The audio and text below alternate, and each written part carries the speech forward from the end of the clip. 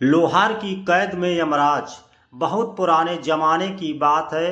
एक लोहार अपनी दुकान में बैठकर लोहा पीट कर अपना काम कर रहा था। तभी उसकी दुकान से चार महात्मा और शिष्य गुजर रहे थे। शाम काफ़ी ज़्यादा होने के कारण उन्होंने आगे चलने के लिए अच्छा नहीं समझा। उन्होंने लोहार की दुकान में गए और कहा कि क्या आज रात के लिए यहाँ रहने की व्यवस्था हो सकती है। उसके बाद लोहार कहता है कि यह कोई पूछने की बात है। आप जैसे महात्माओं को शरण देने और हमें आपकी मेहमान नवाजी करने का मौका दिया, बहुत ही किस्मत से ही मिलता है। उसके बाद लोहार ने महात्मा जी के ठहरने की पूरी अच्छी से व्यवस्था की, उनका अच्छे से मेहमान नवाजी किया और उसके बाद उनके पूरे आने जाने के थकान के कारण होने वाले सभी प्रकार की दवाइयों का भी निवारण किया। जब महात्मा लोहार के यहाँ से जाने लगे तो महात्मा जी बहुत ज़्यादा खुश हुए थे उसकी मेहमान नवाजी को देखकर। इसलिए महात्मा और उनके शिष्य जाने की तैयारी कर रहे थे। उसके बाद हम महात्मा लोहार के पास आते हैं और कहते हैं कि मैं तुम्हें 3 वरदान दे सकता हूँ, बताओ तुम्हें क्या चाहिए। यह बात सुनकर लोहार काफ़ी खुश हो जाता है और कहता है कि मैं तो ऐसी चीज़ें मांग लूँगा जैसे मुझे बहुत ज़्यादा ज़रूरत है होती है। वह बहुत सोचने लगा था और फिर कहता है कि मुझे 100 वर्ष की आयु तक जीने के लिए चाहिए। महात्मा कहते हैं ये लो, हो गया, अब तुम 100 वर्षों तक जिंदा रहोगे। उसके बाद उससे महात्मा कहने लगे कि तुम अपने अगली इच्छा बताओ, मैं ज़रूर उसे पूरा करूँगा। कुछ सोचने के बाद लोहार फिर कहता है कि आप मुझे ऐसा वरदान दीजिए कि मेरी दुकान में कभी काम की कमी ना हो। महात्मा ने लोहार को ऐसा वरदान दे दिया और कहा कि अब से 100 वर्षों तक तुम्हारी दुकान में किसी भी काम की कमी नहीं होगी। उसके बाद महात्मा जी ने कहा कि अपना तीसरा वरदान बताओ। लोहार के पास कुछ समझ में नहीं आया। वहाँ जल्दीबाजी में कह दिया कि इस कुर्सी पे जो भी बैठेगा वह मेरी मर्जी के बिना नहीं उठ पाएगा, ऐसा वरदान दीजिए। महात्मा जी ने वह वरदान उसे दे दिया। उन्होंने कहा कि आज के बाद जो भी इस कुर्सी पर बैठेगा वह तुम्हारी मर्जी के बगैर उठ नहीं पाएगा। उसकी ज़िंदगी अपनी हंसी खुशी से चलने लगी थी। उसके पास किसी प्रकार की काम की कमी बिल्कुल भी नहीं हो रही थी कभी भी। उसके बाद वहाँ कुछ दिनों तक वह हट्टा कट्टा और जवान रहा, लेकिन उसके सभी साथी मर गए थे और कुछ कुछ बूढ़े हो गए थे कि मरने वाले ही थे। लेकिन लोहार को अभी तक कुछ भी नहीं हुआ था, क्योंकि लोहार को महात्मा जी ने एक 100 वर्ष जीने का वरदान जो दिया था।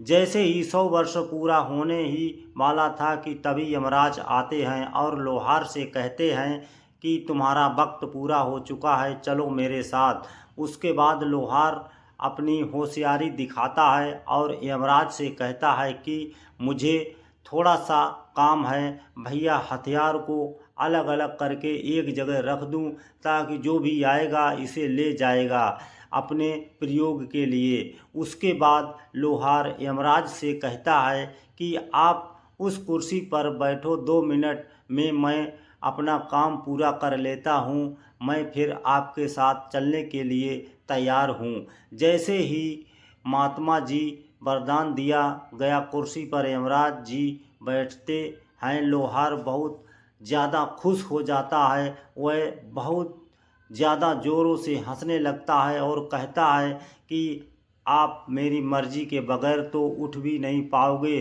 तुम मुझे मेरी मृत्यु तक कैसे लेकर जाओगे। उसके बाद लोहार वहाँ से चला जाता है और खुशी खुशी अपने घर में जाकर पार्टी करने के बारे में सोचता है। वहाँ से मुर्गे को काटने के लिए खोजता है तो मुर्गा कट कर तुरंत वापस जुड़ जाता है, क्योंकि यमराज जी को तो उन्होंने वहाँ पर बैठाकर कैद करके रखा था। इस कारण से पूरी दुनिया में किसी की भी मृत्यु उस वक्त नहीं हो रही थी। फिर उसके बाद लोहार ने एक बकरा बुलाया। उन्होंने कहा कि चलो इस बकरे को मीट से आज हम पार्टी करेंगे। फिर उन्होंने जैसे ही बकरे को काटने की कोशिश की, बकरा नहीं कटता और वापस जुड़ गया और फिर वहाँ से भाग गया। उसके बाद लोहार सोचता है कि इस दुनिया में तो किसी की मृत्यु हो ही नहीं सकती। लोहार को मरने की बिल्कुल भी इच्छा नहीं थी। उन्होंने सोचा कि चलो मैं दाल चावल और प्राकृतिक चीज़ें खाकर ही गुजारा कर लूँगा, लेकिन मैं अपनी मृत्यु का मज़ा नहीं ले सकूँगा। फिर उसने चावल, दाल और प्राकृतिक चीज़ें खाने शुरू कर दी। यमराज जी को उस कुर्सी पर बैठे करीब करीब 1 साल बीत गए थे। पूरी दुनिया में तबाही का मंजर था, क्योंकि किसी की भी मृत्यु न होने के कारण आसमान पूरी तरह से मच्छर मक्खियों से काला पड़ गया था। उसके बाद खेत खलिहानों में पूरी सदस्य तितलियां और मधुमक्खियां तथा जानवर बहुत ज़्यादा हो गए थे, जिस कारण से खेत खलिहान की सभी फसलें एक दिन में ही खा जाया करते थे।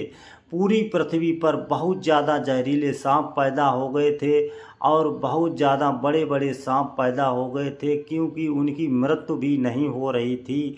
अब तो पूरी दुनिया के लोगों का जीवन और जीना मुश्किल हो गया था। फिर उसके बाद लोहार को अपने पर पछतावा होता है और कहता है कि मैंने बेकार में यमराज को उस कुर्सी पर बैठा दिया। पूरी दुनिया को तहस नहस हो रही है। फिर उसके बाद लोहार को अपने आप पर पछतावा होता है और कहता है कि तुझे तो मौत का मज़ा चखना ही है, क्यों ना हम पूरी दुनिया को बचा लें। वो यमराज को वहाँ से आज़ाद कर देता है। वहाँ से वह यमराज लोहार वाली दुकान में गया और यमराज को वहाँ से आज़ाद कर दिया। यमराज आज़ाद होते ही वह बहुत गुस्से में ऐसा और लोहार को पकड़ा और ऊपर लेकर चले गए। उसके बाद धीरे धीरे पूरी दुनिया में सभी की मृत्यु होने लगी और फिर दुनिया सामान्य हो गई। तो दोस्तों, ऐसी मनोरंजक दिलचस्प कहानी सुनने के लिए वीडियो को लाइक करें, कमेंट करें और चैनल को सब्सक्राइब करें। जय हिंद, जय भारत।